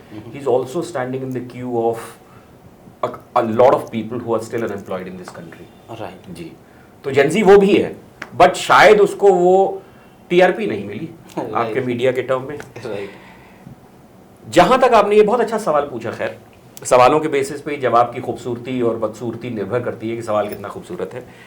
ये जो आपने बात कही, जो विराट कोहली जी कहते हैं कि भाई जेनजी या जो आज की जनरेशन है वो अपने कर्म को भी स्ट्रगल मानती है, जी मैं बिल्कुल मानता हूँ। The kind of world I come from, the kind of school I, people say that I am a little old school, but I come from a certain school definitely, which of course is not the same school the kind of present generation is into. Right. फर्क तो आया है, ये तो मैं मानता हूँ। जिजीविषा, emotional will, political will, decision making powers, taking a stand upon certain things, making your opinions more strengthened, इन सारे फैक्टर्स में फर्क आया है, ये मैं बिल्कुल मानता हूँ। और उसका शायद रिजल्ट या परिणाम ये हुआ कि छोटी छोटी चीजें जो हैं वो आपको आहत करने लगती हैं। Correct. तो शायद विराट कोहली जी का ये कहना कि जो आपका जो फर्ज है या जो ड्यूटी रही है आपकी, the kind of things which we have taken as duty in our life time probably has become a mark of struggle for this present generation, तो उससे फर्क आया है। और ये मैं बहुत अच्छा नहीं समझता एक ऐसे भारत के लिए जिसका हम निर्माण कर रहे हैं, एक भारत जो विश्व पटल पे है, which is basically making mother India, which is making her mark on a global level. मुझे लगता है कि ये बहुत अच्छी तस्वीर हम पेंट नहीं कर पा रहे हैं, और इसके लिए इसका सोल्यूशन भी है, not that we are just discussing or glorifying the problem. The solution model is such that both the generations, the solution model or probably the measure, the proactive measure which we can take is that let's not create a gap or a vacuum between the generation of today gap. and the generations which have come from before. Right. तो संवाद, dialogue बहुत important है। यूं ना हो कि घर का बच्चा जो आर्टिस्ट बनना चाहता है, and this is again a very important, this has always been a discussion in our acting classes of Shahjahanpur Proscenium's acting academy, that you always learn from a dialogue between which is happening between you and your parents or maybe with your grandparents. Correct. वहाँ से आप उनके perspective को जान पाते हैं कि शायद अगर वो एक्टिंग जैसी एक जो वोकेशन है या प्रोफेशन है उसको अप्रूवल क्यों नहीं दे पा रहे हैं, बात करिए उनसे। सिर्फ ये मत सोचिए कि वो पेरेंट्स हैं इसीलिए inherently they are negating that, no, they have a valid reason. And similarly, the parents should also reach out to their children and understand that what are the basic, what is that particular thing for which my child or my kid wants to become an actor. Right. यूं नहीं है कि आप सिर्फ इसलिए negate कर दें क्योंकि एक्टिंग को पर से और कन्वेंशनली आपके दिमाग में उसकी खराब इमेजरी है। Dialogue is very important. Right. So this particular thing probably is coming only because there's a vacuum between both the generations or the generation today as opposed to vis-a-vis the generations from before. ये dialogue बहुत important है और ये vacuum आया है जैसे जैसे मशीनों ने हमारे ऊपर अपना कब्जा जमाया है। टेक्नोलॉजी जी, Right. एक I would, this is very strong word in fact which I am using and I apologise for that, it's actually a propaganda सा। ओके। जी, कि इंसान को अपने आप में इतना निहित कर दो कि वो भूल जाए कि सभा और समाज है क्या। राइट। चिट्ठियां लिखना भूल चुके हैं हम लोग बातचीत करना भूल बात चुके करना हैं। भूल गए। जी, हम लोग हर चीज़ रिलाई इंटरनेट पे करते हैं, लेकिन मैं आपको अभी भी बता दूं, यकीन जानिए दावे से, कई ऐसी बातें हैं जो गूगल के पास आज भी नहीं है। वो छिपी हुई है हमारी दादी नानी की कहानियों में, गाँव के उस मुंडेर पे। और अगर इनसे हमारा जो कनेक्शन है, इनसे हमारा जो संपर्क है या जो रिश्ता है वो बना रहता है, तो यकीन जानिए मैं आपको बता रहा हूँ हम ज़्यादा बेहतर कलाकार बन पाएंगे। क्या बात है। जी, तो ये जो एक संवाद विहीनता है, the absence of dialogue, I think that is actually, as much as it has affected us as a certain generation, it's equally affecting and probably in a worse manner the present generation also. And the saddest part of the entire episode is that the present generation does not realize that. Okay. लेकिन उसके बाद हमारी जिम्मेदारी बन जाती है कि उनको बताएं कि ये बातचीत, कम्युनिकेशन, ये डायलॉग्स और इस तरीके का जो हमारा एसोसिएशन है वो कितना ज़रूरी है। एंड आई एम श्योर एक वक्त ऐसा आएगा कि अगर हमें लगता है कि जो आज की हमारी जनरेशन है उसमें कुछ चीज़ें प्रॉब्लमैटिक हैं, वो उनका निराकरण होगा क्योंकि हम बात करेंगे और जब हम सवाल पूछेंगे तो जवाब आएगा ही आएगा। जी, तो इनिशिएटिव की दिक्कत है, जिस दिन ले लेंगे उस दिन रास्ते खुल जाएंगे। आपने बोला डायलॉग, राइट। तो डायलॉग आज इस मंच से बैठ के ना सबसे बेसिक डायलॉग का मैं आज ख़त्म कर दूंगा, उसको आज हम लोग ख़त्म कर देंगे। और वो ये सवाल है कि क्या एक्टिंग सीखी जा सकती है या सिर्फ निखारी जा सकती है? एक्टिंग, इस पे बाद में आते हैं, इस मुद्दे पे कि एक्टिंग सीखी जा सकती है या सिर्फ निखारी जा सकती है, लेकिन ये बिल्कुल मैं आपको दावे के साथ कह सकता हूं कि एक्टिंग सिखाई कभी नहीं जा सकती। Okay. Because a mentor is a person who's trying to teach you, or let's say getting you into the pedagogical approach, or let's say the elemental approach of acting. but आप कितना जज्ब कर सकते हैं, आपने कितना, आपकी रिसेप्टिविटी कितनी है, वो आपके ऊपर निर्भर करता है। ये मैथ्स का या हिंदी का या अंग्रेजी भाषा का क्लास नहीं है कि everybody is on a certain level, which is why you would see certain people, 10 people who are passing out from same drama school have different opinions about the craft of acting. Certain people, same amount of people, 15 people who are passing out from a decent film school have a different understanding of acting as a craft, and therefore that reflects into their work also as a professional actor. Correct. तो acting सीखी जरूर जा सकती है, सिखाई नहीं जा सकती। अब आपके सवाल पे आते हैं। आपने सब पूछा कि क्या एक्टिंग सीखी जा सकती है या निखारी जा सकती है। हमने पॉडकास्ट ऑफ कैमरा हमने एक बात करी थी कि साहब एक्टर कौन होता है। एंड देन अगेन अपने एक्टिंग ट्रेनिंग इंस्टीट्यूट में जब हम बात करते हैं, and this is something which is probably is a very important part of our orientation program also during the class when we begin the classes, कि हर actor अपनी जन्म से, जन्मजात अभिनेता, हर व्यक्ति, हर बच्चा, हर इन्फेंट इवन अपने जन्म से एक कुशल अभिनेता या अभिनेत्री होता ही है। मेंटोर का काम उसको सिर्फ ये रियलाइज कराना है कि तुम्हारे अंदर एक अभिनेता छिपा है, इसे बाहर निकालो, उसको आवाज देने की जरूरत है, वो भी रोशनी और दुनिया देखना चाहता है, क्योंकि तुम जिम्मेदारियों में फंस गए, तुम्हारी सोच में तुम्हारी सोच और मुकम्मल हो रही है, तुम सोसाइटी के जो पहनावे हैं या जो उसकी एक्सपेक्टेशंस है उनकी तरफ ज्यादा बढ़ रहे हो। तुमने शायद उस एक्टर को, वो जो तुम्हारे अंदर एक आर्टिस्ट था, उसको तुमने दबा दिया, उसको निकालो। वो जमीर की तरह है, आवाज मारोगे तो पलट के देखेगा। और इसीलिए मैं हमेशा ये कहता हूं, या हमारी एक्टिंग एकेडमी हमेशा ये कहती है कि एक्टिंग कभी किसी को सिखाई इसीलिए नहीं जा सकती, और क्योंकि हर एक्टर जन्मजात अभिनेता, हर व्यक्ति जन्मजात अभिनेता होता है, तो principally as mentors, as an acting academy or as a casting agency also, we are only here to make the craft of acting, you as an actor, more glorified, more beautiful, more defined, more structured, having better shape and figure. तो acting आप जो है, जो आपने ये बात करी कि साहब एक्टिंग सीखी जा सकती है, निखारी जा सकती है, तो एक्टिंग सीखी भी जा सकती है, लेकिन क्योंकि आप ऑलरेडी एक एक्टर या अभिनेता होते हैं, तो सर्टनली ट्रेनिंग के बाद एक्टिंग निखारी जरूर जा सकती है। सो मिश्रा जी, आप खुद एक मेंटर हैं, एक ट्रेनर हैं, तो आपके मेंटरशिप पे आने से किसी एक बंदे को क्या बेनिफिट्स मिलता है? माहौल, एनवायरनमेंट, एम्बियंस। आप जाएंगे लाल किले तो आपको कई ऐसे लोग मिलेंगे जिनकी शायद जो एलिमेंट्री एजुकेशन है वो पूरी ना हुई हो, करेक्ट, लेकिन अंग्रेजी बहुत अच्छी बोल लेते हैं। राइट। गाइड हैं, रिक्शे वाले हैं, ढाबे वाले हैं, बिल्टी वाले हैं, वजन उठाते हैं। और इसका सीधा सा कारण ये है, ये बात अंग्रेजी को लेके नहीं, दिस इज जस्ट अ नज़ीर। उदाहरण के तौर पे आपको एक मतलब this is some kind of a thing by which I will base my following statements. माहौल मिला उनको, इसलिए मिला क्योंकि अंग्रेज आते जाते रहते हैं, people from all across the country, all across the world, they come to see Red fort.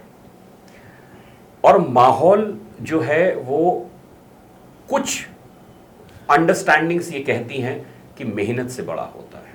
Okay जी, आप सक्सेसफुल दो चीजों से बनते हैं, दो एलिमेंट से बनते हैं। वन इज योर पार्टिसिपेशन, आपने कितना दिया है उस क्राफ्ट को, और दूसरा है कि आपको कितना मिला है। और तजुर्बा जो है जिसकी हम लोग बात करते हैं, तो जैसे मैंने कहा दो एलिमेंट्स हैं, एक तजुर्बा है, एक संसाधन है। You become successful by experience and by right networking और राइट एसोसिएशन विद पीपल। तजुर्बा आता है मेहनत से, संसाधन बनते हैं माहौल से। So you become successful basically by your experience and by the resources you develop. तो अगर मैं एक बहुत अच्छा एक्टर हूं, मैं हूं, लेकिन अगर मुझे क्राफ्ट को एग्जिबिट करने का या लोगों तक पहुंचाने का मौका ही नहीं मिला तो फिर वहां पे चीजें क्वेश्चनेबल हो जाती हैं। मुझे बहुत अच्छे मौके मिल रहे हैं लेकिन मेरा क्राफ्ट स्ट्रांग नहीं है, तब भी चीजें क्वेश्चनेबल या डाउटफुल हो जाती हैं। इसलिए there has to be a very fine balance between your experience and the resources which you develop. अब आपके सवाल पे आए साहब कि मेरी नहीं, मतलब मैं तो अपनी एक acting academy Shahjahanpur prosceniums acting academy का एक हिस्सा हूँ बस। हमारी एक्टिंग एकेडमी से कोई एक एस्पायरिंग एक्टर क्या सीख सकता है? जैसा मैंने कहा, माहौल, we give right kind of environment and we make you so plausible in your own life, we make you so, I'd say, industrious and indigenous that you start developing your craft all by yourself automatically। जी। हमारा हमेशा ऐसा मानना है कि अगर day 1 पे हमने एक आर्टिस्ट की, एक एस्पायरिंग एक्टर की उंगली पकड़ी और 10वें दिन भी हम उसी उंगली को थाम के उसे आगे चला रहे हैं तो हमने उसे कुछ नहीं सिखाया।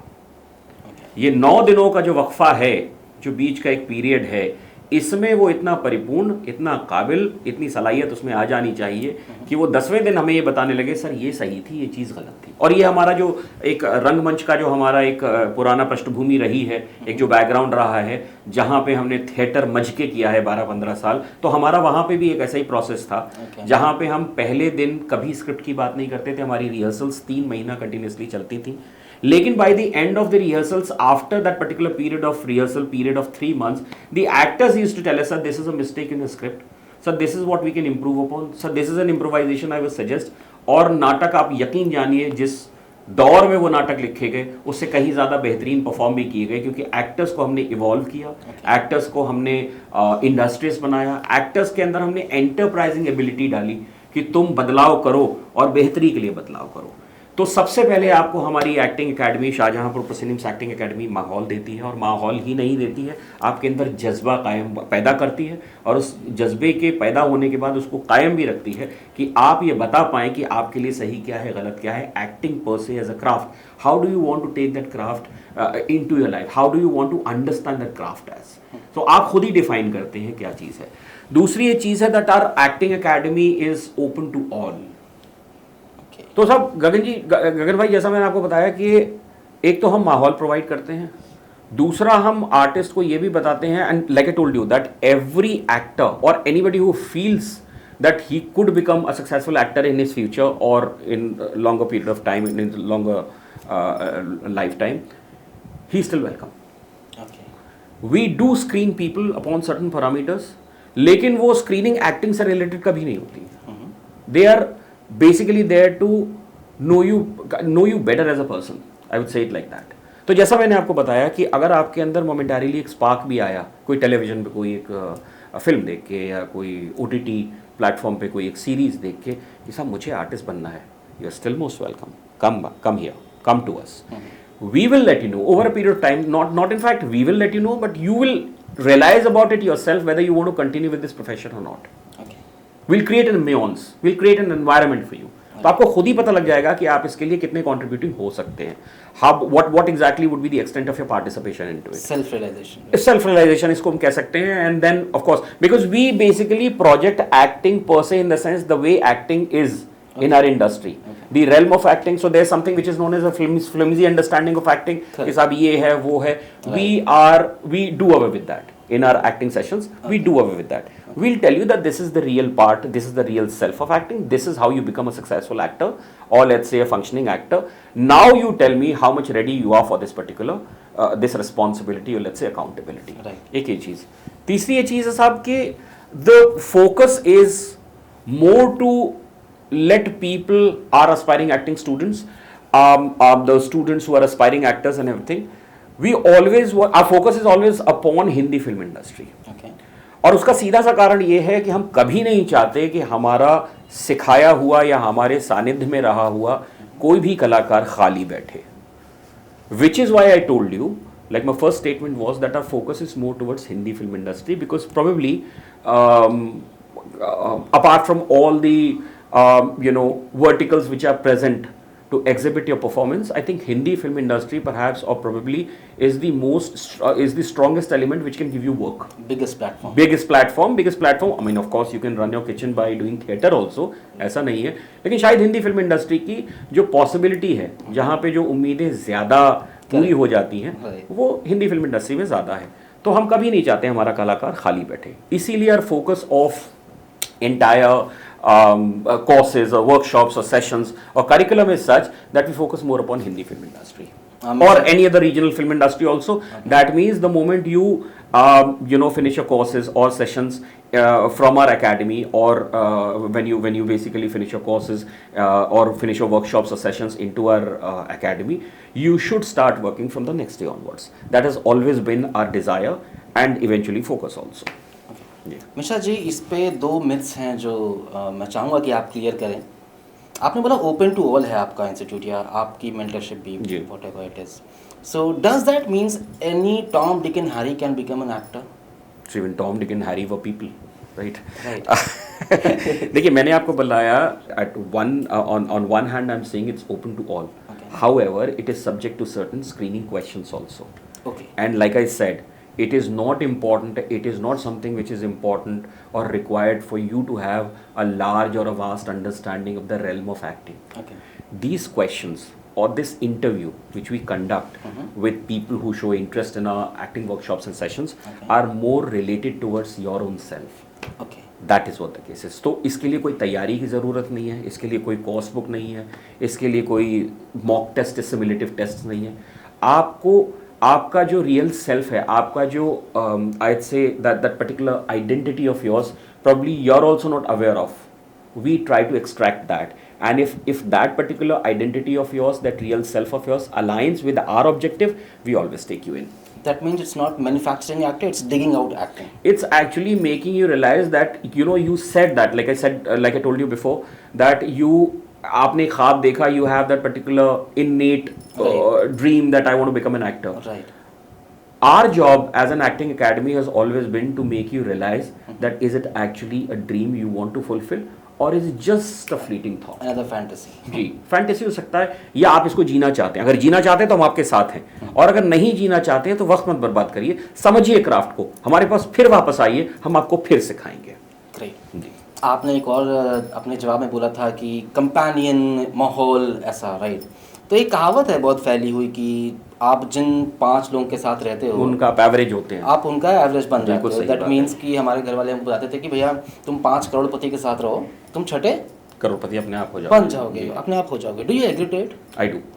देन ये बताइए कि वो 5 करोड़पति मैं कहाँ से लाऊंगा अपने साथ रखने के लिए? उनके पास इतना टाइम नहीं होगा ना कि वो अगर आप कल देखिए, अगर आप ये कहते हैं कि आप एक एक्टर इन प्रोसेस हैं और आप पिछले let's say for a time period of about 4 to 5 years you have been in process of becoming better actor, you're understanding the craft, you're giving your heart, labor, energy, everything, and tomorrow if you have to call 5 people who are from your coterie, from the same craft of acting, people who you call as companion of yours, and if you do not have those 5 people, then there's a problem. तो आपको मैं इसीलिए कह रहा हूँ कि माहौल के साथ मेहनत के साथ माहौल बहुत ज़रूरी है. तो ये नहीं है कि मैं एक अच्छा कलाकार हूँ, मुझे ये भी देखना है कि मेरी जो कला है वो मेरे सामने वालों के सामने क्रिटिकल एवैल्यूएशन के लिए आ रही है, नहीं आ रही है. तो उन लोगों के साथ उठे बैठे ज़रूर जो आपकी ही कला के जो हैं उसके गड़क हैं, या आपको कॉम्प्लीमेंट कर रहे हैं, या आप उनके क्राफ्ट को मजबूत कर रहे हैं. ये माहौल, ये social structure, society is very important for any actor in process and even for celebrated और एस्टैब्लिश्ड एक्टर्स ऑल्सो, क्योंकि आप एक कोलैबोरेटिव बिजनेस में हैं. It is not something that you're sitting on a table in a chair and you're writing a letter or something. It's not something which is very individualistic. No. At the end of it, it's you work upon your craft, you get into introspection, you get into self-analysis, and all those things are fine. But eventually, it is a collaborative business. आपके पास लोग resources की तरह होने चाहिए, और आप भी human resource की तरह दूसरे actors के पास तैयार होने चाहिए. Give and take. Mutually, you need to get associated. Correct. Mutually, you need to grow each other.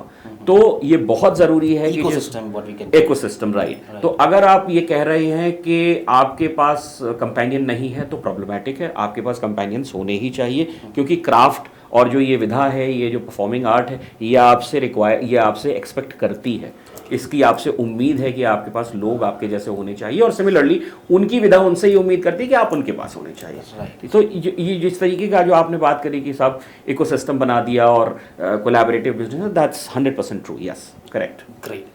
आते हैं अब इंडस्ट्री में। पहले तो बहुत मुबारक कि हम ऐसी इंडस्ट्री में आप जुड़े हैं ना कि जहाँ पे एआई का कोई रोल नहीं है। बाकी सब की तो अपने अपने सोच रहे हैं कि भाई एआई कहाँ पे नौकरी खाने वाला है या फिर इंडस्ट्री गायब करने वाला है। जी जी जी। बट ये एक ऐसी इंडस्ट्री है, एंटरटेनमेंट इंडस्ट्री, जहाँ पे एआई का कोई रोल ना था और मोस्ट ऑफली अभी तो कमिंग ईयर्स में आने वाला भी नहीं दिख रहा है। अगर नहीं भी है, अगर है भी तो एक्सेप्टेड नहीं है, and we are thankful to those film makers, writers, creators who are not kind of accepting AI the way it is. Right. Yeah. So that is there. There's a strong filter between Correct. AI and the industry. Yeah. Correct. So इस industry का हमें background बताइए कि ये industry कैसी है, असल में कैसी है, क्योंकि आप बीन देयर डन देयर वाला सीन है। कलात्मक है, कलात्मक है।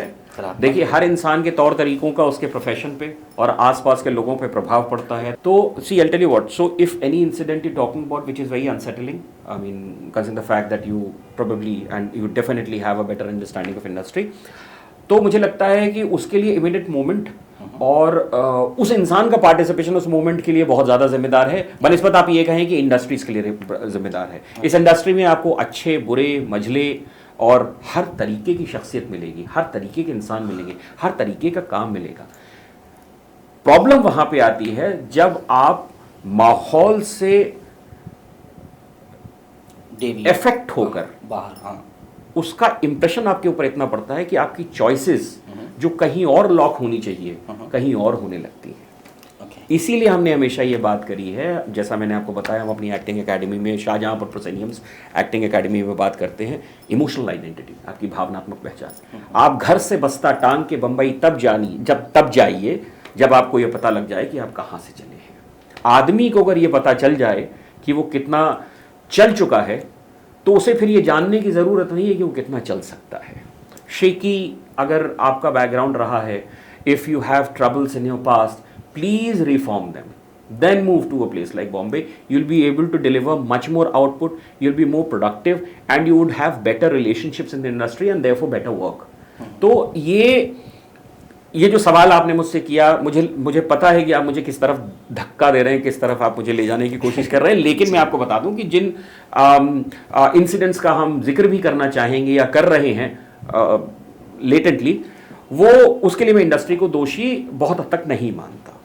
क्योंकि अगर इंडस्ट्री बुरी होती तो फिर बुराई ही होती, हम शायद इस विषय पे चर्चा भी नहीं कर रहे होते, या ये सवाल कि जो हो रहा है उसके लिए इंडस्ट्री कितनी जिम्मेदार है आपके जहन में आया भी नहीं होता। क्योंकि आपके सामने एक ओपन बुक पिक्चर होती है, ओपन बुक होती, एक आपके सामने ब्लैक पिक्चर ऑलरेडी पेंटेड होती है कि साहब इंडस्ट्री बुरी है, उसके बारे में सवालात क्या करना।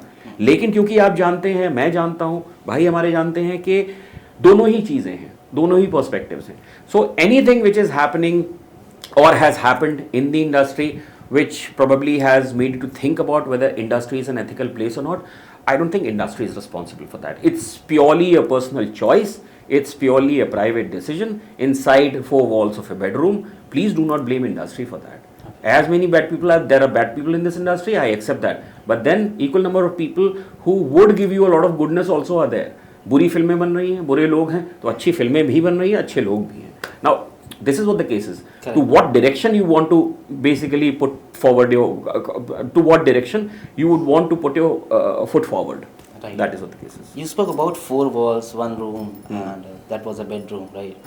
But the point of concern is that कि nowadays four walls are there, bedroom is there, but the thing is that cameraman is inside and the gate is open. That's a reason that majority of the girls sitting over here or watching this, उनके parents खिलाफ हो जाते हैं कि नहीं आप इस film में नहीं जाओगे, whether they are good actor or whatever. देखिए, इनहेरेंटली क्या है कि हम सब कलाकार के रूप में कैमरे के सामने काम करते हैं। So essentially I would say that it impacts, in case if I say that, you know, I too have a personal life, but since I work for camera, so the general expectation, the conventional expectation from general and mass, the audience is that you should not have any personal life. क्योंकि आपने तो अपनी जिंदगी में camera लगाया हुआ है, आप जो कुछ करते हैं वो अगले दिन की खबर बन जाता है। तो यहाँ पे कलाकार की जिम्मेदारी थोड़ी बढ़ जाती है। आप किस हद तक एक्सपोजिशन दे रहे हैं अपनी जिंदगी का, वो आपके लिए ही नहीं, 4 नए कलाकारों के लिए भी एक परिभाषा स्थापित करता है, और देयरफॉर उनके पेरेंट्स के दिमाग में एक इंडस्ट्री की इमेजरी बनती है। जब मैं एक बहुत वाहियात सा नाच करता हूं सोशल मीडिया के लिए और कहता हूं मैं कलाकार हूं, तो 5 ऐसे लोग जो मेरे पेरेंट्स से जुड़े हैं, मेरे सिबलिंग्स से जुड़े हैं, मेरे स्पाउस से जुड़े हैं, वो ये कहते हैं अरे यार मनिल कलाकार है, कलाकार होने के लिए ये करना पड़ता है। भाई मैं अपने बच्चे को कभी इंडस्ट्री नहीं करूंगा। राइट। तो आपके ऊपर सिर्फ आपकी प्राइवेट जिंदगी ही नहीं है, आपके ऊपर बहुत सारी जिंदगियां निर्भर हैं, and therefore the choices and the decision making of their parents also, which is very important considering the fact that if let's say if there's an aspiring actor who's about 16-17 years of age, 18 years of age, he needs to take affirmation and approval of his parents to enter into the industry, because he still needs to, you know, he's coming out from a set of boundaries. हाँ, he's not a decision maker, plus he's also coming out from a set of boundaries. तो उसको parents का approval becomes very important for him.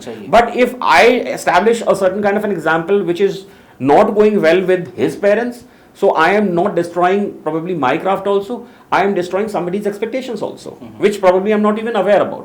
तो हर कलाकार की जिम्मेदारी सिर्फ उसके क्राफ्ट के लिए नहीं होती, समाज के लिए भी होती है।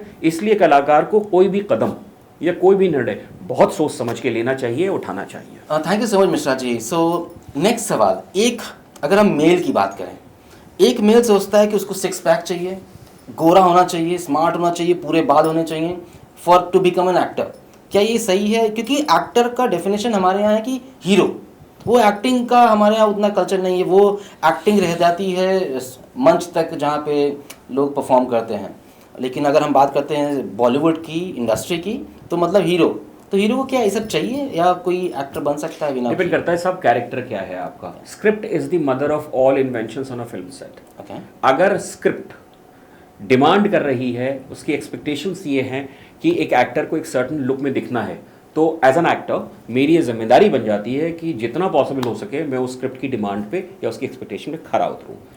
However, the kind of content which is generally being created all across our film industry is something which, I mean, to a certain extent, to a certain time period also, the kind of content which had been produced or to a large extent which is still being produced, it requires an actor to look in a certain way. तो जो आप ये बात कर रहे हैं कि साहब 6 पैक्स होने चाहिए या एक आपको इस तरीके का मैचो मैस्कुलिन लुक होना चाहिए, वो मुझे लगता है कि ट्रेंड या एक जो एस्टैब्लिशिंग नोशन है वो कुछ लोगों ने शुरू किया, बाद में हम सब ने उसे इमिटेट किया है। जी। और क्योंकि वो कंटेंट एक सर्टेन पॉइंट पे सक्सेसफुल हुआ, उसकी प्रोफेशनल, उसकी इकोनॉमिक और उसकी सोशल वायबिलिटी बनी, तो बहुत सारे ऐसे क्रिएटर्स थे जिन्होंने उसको रेप्लिकेट करने की कोशिश करी, and when they try to replicate the same story line, same script, therefore they needed the same kind of casting, and therefore you would see a lot of people who have been cast in almost similar characters, जहाँ पे इस तरीके की requirement थी, you need to have rippling muscles and six pack abs and kind of you know thick foliage of hair and all, but inherently on a very creative and a very simplistic level I would tell you that these are just the requirement of a character. They do not define whether you are a successful or a good actor or not. No, ये ज़रूरी नहीं है। Talking about females, क्या उनमें acting skill देखा जाता है या फिर न्यूडिटी? क्योंकि एक कहावत है हमारी इंडस्ट्री में कि जैसे पैसे बढ़ते हैं फीमेल्स के लिए, वैसे उनके कपड़े पहनने कम हो जाते हैं। How far is this? नहीं, ऐसा ज़रूरी नहीं। देखिए, when you go to down south you would find there are many principal female actors who probably have not gone on a different track and have started showing different value culture. वो जैसे पहले थी आज भी वैसे ही हैं। कपड़े छोटे हो जाना और अंग प्रदर्शन जिसको हम एक ज़माने में कहा करते थे, ये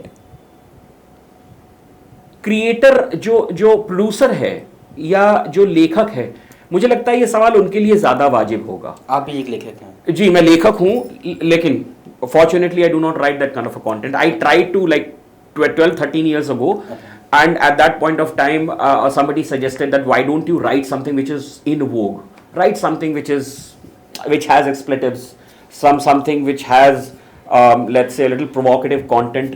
और मैंने बहुत कोशिश की, मैं लिख नहीं पाया। मुझे तब बहुत दुख हुआ कि मैं शायद I'm just lagging behind in this entire race, and in this entire thing, and I am nowhere there to be seen in another 5 years or something. आज खुशी होती है कि अच्छा रहा मैं नहीं लिख पाया. आज मेरी जो लेखनी है उसको गौरव है, उसको मुझे फ़क्र है कि मेरी कलम ने चलने से मना कर दिया उस ऐसे कंटेंट को लिखने के लिए. जी, तो आपकी इस क्वेश्चन पे आते हैं कि साहब ये कपड़े छोटे हो जाते हैं, इस तरीके की बात हो जाती है. I think it's more of an imitation. It does not define you as an actor. ऐसा बिल्कुल ज़रूरी नहीं है कि आप एक सर्टन वे में, like I told you about males also, even for female actors also, आप कपड़े छोटे पहन रहे हैं या इस तरीके से कर रहे हैं तो आपको ज़्यादा काम मिलेगा, ऐसा है नहीं. बहुत सारे लोग आप ऑडिशंस की लाइन में देखिए, मुंबई में देखिए, दिल्ली में देखिए, हर तरीके का कपड़ा पहनते हैं, लेकिन eventually the person who's the most suitable person who's basically made for that character is always cast. ये चीज़, हाँ, लेकिन इसके साथ ही मैं ये ज़रूर बताता चलूँ कि विजुअल इंडस्ट्री है साहब, गगन जी, कैमरे के सामने आ रहे हैं, रेडियो का नाटक नहीं है, तो एक सर्टन सेंस में आपको अपीलिंग दिखना ही पड़ेगा, जिसको हम कभी कभी अपने लूज सोशल पैरेलल्स में खूबसूरती भी कह देते हैं. But it is not necessary that you need to be beautiful according to social standards to be a beautiful actor on camera. You could be a very average looking person also, yet very appealing on camera, because it is a language. It changes the way people look at you. ये मैं आपको अपनी जो है ज़ाती आंखों से, नंगी आंखों से देख रहा हूँ, तो मुझे आपको देखने का जो नज़रिया है, मेरा जो बेसिकली फोकस है और जो मेरा फोकल लेंथ है या जो मेरा लेंस है वो दूसरा है. जब मैं आपको कैमरे से देखूंगा आप दूसरे दिखाई पड़ते हैं. Beauty lies in the eyes of beholder also. It also depends upon the medium by which I am looking at you. तो मीडियम पे अगर आप अच्छे दिख रहे हैं, अपीलिंग दिख रहे हैं, आपकी बात में, आपके प्रेजेंस में, और आपका जो ब्लॉकिंग है जिस पे आप खड़े हैं या बैठे हैं, जिस तरीके से भी आप एज एन एक्टर अपने आप को एग्जिबिट कर रहे हैं, अगर उसमें एक मुझे लगता है एक अंडरलाइन डेफिनेशन है तो आप कास्ट हो जाते हैं. Of course, other factors like how do I dress up and the way I behave and the way I look and everything, largely it's actually a matter of script. But of course, a lot of imitation has completely destroyed this narrative, जो सही है कि साहब आपके भी 6 pack abs हैं, मुझे भी बनाने, क्योंकि मुझे गगन भाई की तरह एक एस्टैब्लिश्ड एक्टर या सेलिब्रिटी एक्टर बनना है, without even knowing whether Gagan भाई has become an established actor or a celebrity because of these 6 packs or not. ये मैंने जाना ही नहीं, मैंने आपको कॉपी करना शुरू कर दिया. किसी एक फीमेल अदाकारा ने किसी एक सर्टन कैरेक्टर के लिए कोई एक कॉस्ट्यूम डाला, अब कुछ लोगों की भाषा में वो छोटे कपड़े हो सकते हैं, मैं as a female actor, aspiring female actor या फीमेल एक्टर इन प्रोसेस पहनने लगा क्योंकि मेरे एक the female actor who I look up to उसने पहने हैं, without even knowing whether that was required, that was a personal choice or that was the requirement of a certain character. तो नहीं लगता मुझे ये डिसाइडिंग फैक्टर्स नहीं होते. They of course can deviate your decision, they of course can impact your decision, but certainly they cannot make your decision. वो आपका निर्णय बना नहीं सकते. जी, तो मेरा ये कहना है. एक शरारती सवाल आया है दिमाग में, पूछिए साहब. हम लोग अभी तक बात किए ना, you have already said so many times कि वी टॉक अबाउट बॉलीवुड, हम लोग बॉलीवुड पे ध्यान देते हैं, जो आपके पास आते हैं मेंटरशिप के लिए जी, उनको भी आप हिंदी मूवीज़ या बॉलीवुड की तरफ गाइड करते हो, राइट? लेकिन जब मेरा ये सवाल आया तो आप हम लोग सीधे चले गए साउथ मूवीज पे. Why can't we relate it with Bollywood movies? I just give you that particular thing as an example. मैंने आपको उदाहरण के तौर पे ऐसे कहा. अब अगर आप मतलब I don't know name people, but I have umpteen amount of examples and names by which you can prove that removing your cloth does not guarantee success in Hindi film industry only. मैं आपको कई सारे examples दे सकता हूं जिन्होंने आपकी भाषा में क्लीन कैरेक्टर, देखिए क्लीन अनक्लीन कोई कैरेक्टर नहीं होता. The only thing is you have your choices, you have your priorities. Whether you're comfortable with the script, you go ahead with the script and perform a character. If you're not comfortable, you're not comfortable. और कई बार ऐसा हुआ है कि कई female actors ने ऐसे characters भी टर्न डाउन किए जो बहुत क्लीन थे, बट उनकी शायद सोशल या पॉलिटिकल आइडियोलॉजी को मैच नहीं कर पाए. Right, so that is the case. So equal number of examples in Hindi film industry also. Down south इसलिए मैंने बोला क्योंकि किसी एक फीमेल एक्टर जो आज एस्टैब्लिश्ड एक्टर हैं, उनका अचानक से स्ट्राइक किया, तो मैंने बता दिया. बट हमारी हिंदी फिल्म इंडस्ट्री भी बिल्कुल कम नहीं है. You have every kind of content. The only thing is when you move ahead towards when you put your foot forward, when you make your first step towards the industry, what are your expectations? What basically is what is at stake? क्या है जिसके लिए जान दी जा सकती है, ली जा सकती है क्रिएटिवली? वो आपका निर्णय खुद का है, जाती निर्णय है, वो आपका खुद का जाती फैसला है, वो आप फैसला करते हैं. मैं 6 महीने काम नहीं करता हूँ, सिर्फ बंबई में रह रहा हूँ, कि साहब मैं करूँगा तो लीड ही करूँगा, ये मेरा जाती फैसला है. एक आदमी आया, उसने कहा कि नहीं साहब मैं तो कलाकार हूँ और अपना यहाँ पे फ्यूचर देख रहा हूँ, मुझे जो अच्छा काम मिलेगा मैं करूँगा. ये आपका निजी निर्णय है, इस पे मैं कोई कमेंट नहीं कर सकता या मुझे करना भी नहीं चाहिए। लेकिन जहां तक ये सवाल है कि एक सर्टन वे में दिखने से या एक सर्टन लुक ले लेने से आपको काम का जो है वो मतलब I'd say the frequency of a work increases, or you know, the influx of people who can give you work, they actually become more attentive towards you. I don't think that's actually real. No. Being an actor, how are you comfortable with people मतलब from our industry, हमारे Bollywood industry से वो promote करते हैं गुटखा खाना या फिर जुआ खेलना online? How far is this relatable? Why? Because they're having huge load of Following followers. and people listen to them, people Correct. look up to them. Yeah. खास तौर से ये सवाल तो उन एक्टर से पूछा जाना चाहिए जिन्होंने इस तरीके के प्रोजेक्ट्स लिए, अब ले लिए और उसका सोशल इम्पैक्ट भी आपको दिख रहा है। तो जैसा मैंने आपसे पहले कहा कि एक एक्टर आइसोलेशन में कभी नहीं जीता। It cannot be your story that me and my craft always. No. Whatever you do, because you're doing that in front of the camera, or for that matter in any profession which has a direct connection with the society at large, you ought to have certain responsibilities. तो यूं नहीं हो सकता कि क्योंकि मैं actor हूं मेरे पास विविडिटी ऑफ चॉइसेस है, and since I am the you know the person who is the हुक्मरान of my own choices, I have the bandwidth of multiple choices, and since this is my personal choice which project I should choose and which project I should not, I don't think that's a very good understanding. Because the moment when I say myself that I'm an actor, when I portray myself as an actor, when I introduce myself as an actor, I also bring a lot of responsibilities upon my emotional shoulders, on my emotions, on my emotional will, and onto my shoulders, because whatever I do would definitely be replicated by Someone. a lot of people. Right. तो ये जिम्मेदारी हम सब कलाकारों को उसको अपने जहन में रखना चाहिए कि साहब हम जो भी करते हैं उसका एक इम्पैक्ट या उसका कहीं ना कहीं एक रेप्लिकेशन या उसको कॉपी किया जाता है या उसका इमिटेशन होता है, या हमारी बात ज़्यादा सुनी जाती है तो हम ज़्यादा जिम्मेदार हों। स्पाइडरमैन में ये लाइन है, great power comes with great responsibility. Correct जी, तो ये मुझे लगता है कि एक्टर्स को रेस्पॉन्सिबली बिहेव करना चाहिए in terms of taking up a project, leaving a project, choosing a project or rejecting a project. So Mishra ji, the family man में आपने काम किया, फितूर में काम किया, फुकरे रिटर्न्स में काम किया, ऐसे आपने बहुत से जगह काम किया, बहुत मूवीज में। कुछ तो फिल्में रिलीज ही नहीं हुई, कुछ रिलीज भी नहीं। ओके। इसीलिए IMDb पे नहीं होंगी शायद वो। ओके। सो अब मिश्रा जी यहाँ से अक्टूबर 2025 से अपने आप को अगले एक साल में कहाँ देखते हैं? क्या प्लानिंग है आपके खुद के पर्सनल क्या स्टेप्स होने वाले लाइफ में? ये मज़ाहिया है, लेकिन मैं अगले एक साल में आपके इसी पॉडकास्ट पे कई बारी खुद को आता हुआ देखता हूँ, with better answers, with more diligent answers, more contributing answers. Having said that, in terms of my creative journey, I think from next year onwards, my agency Shahjahanpur Prosceniums LLP, I would be a better casting director, because casting director is largely kind of a very creative responsibility. So I am working upon my the acumen, this skill of being a better casting director. एक ये चीज़. We are also beginning 2 new verticals. Okay. Under the aegis of our agency, the production of Shahjahanpur Prosceniums LLP. One vertical would be Studio Shahjahanpur, where we are trying, and we definitely would, in fact not even trying, we would be building family oriented content for OTT platforms. Okay. And maybe short films also, micro dramas also. The other vertical, and of course a lot of scripts have been shortlisted for that, and we are talking to certain other people in producing that content. So God willing, अगले साल के शुरुआत से श्री राम की कृपा से इंशाल्लाह वो अगले साल से शुरुआत हो जाएगा उसका, और हम अच्छा कंटेंट बनाना शुरू कर देंगे, मे बी शॉर्ट फिल्म्स और whatever, because we have huge like a pile of scripts. और उन स्क्रिप्ट्स पे काम अब ऑलमोस्ट इस साल के अंत तक ख़त्म हो जाएगा, they will be locked, the final draft would be in our hands. और उसके बाद ये इन हाउस स्क्रिप्ट्स हैं हमारी, और इसके बाद इन पे प्रोडक्शन शुरू हो जाएगा। So next year onwards we are beginning with Studio Shahjahanpur.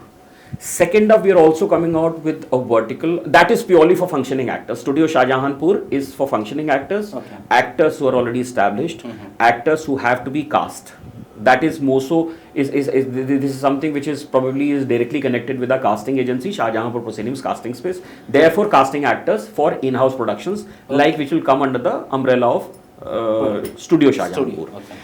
Second of we are building something for our acting academy के लिए हम एक नया वर्टिकल शुरू करें जो हमारे एक्टिंग एकेडमी के एस्पायरिंग एक्टर्स हैं, जो हमारे एक्टिंग स्टूडेंट्स हैं, who are players to us, Okay. who are basically a part of our acting academy, who are learning acting from us, उनके लिए हम एक नया वर्टिकल शुरू करने जा रहे हैं, शाहजहांपुर स्पेक्टिकल्स, जिसमें जिनके परफॉर्मेंसेस, उनके मोनोलॉग्स, सीन मेकिंग, कुछ थिएट्रिकल ऐसे सीन्स या कुछ ऐसे जो already you know the texts which are already there in the popular creative world, we are picking those texts, those scripts, excerpts from screenplays, and we are letting our acting students, players to perform them for social media and for YouTube. So that vertical, which will look after the welfare and creative upliftment of our acting students, would be Shahjahanpur Spectacles. Okay. तो वो हमारा सिर्फ acting students के लिए है, जिनमें उनका profile build हो, हमें भी खुशी हो कि हमारे एक्टिंग स्टूडेंट ने बहुत अच्छा परफॉर्म किया, लेकिन उसको एग्जीबिशन, उसको स्पेस, उसको पॉपुलैरिटी और उसको लाइट ऑफ द डे देने के लिए we are building purely one vertical which is dedicated to acting students, Shahjahanpur spectacles. तो अगले साल से हम Studio Shahjahanpur, making meaningful and family oriented content for OTT platforms, films, short films and all those kinds of things, and one studio Shahjahanpur Spectacles for acting academy students. जी, All the very best for your future endeavors. Thank you जी, Thank you so much for coming. thank you Gagan ji, Thank you so very much. और उम्मीद है कि आपके सारे सवालों के जवाब आपको मिल गए होंगे। अगर नहीं मिला तो कमेंट करिए अपने सवाल, हम पहुंचाएंगे जवाब आप तक।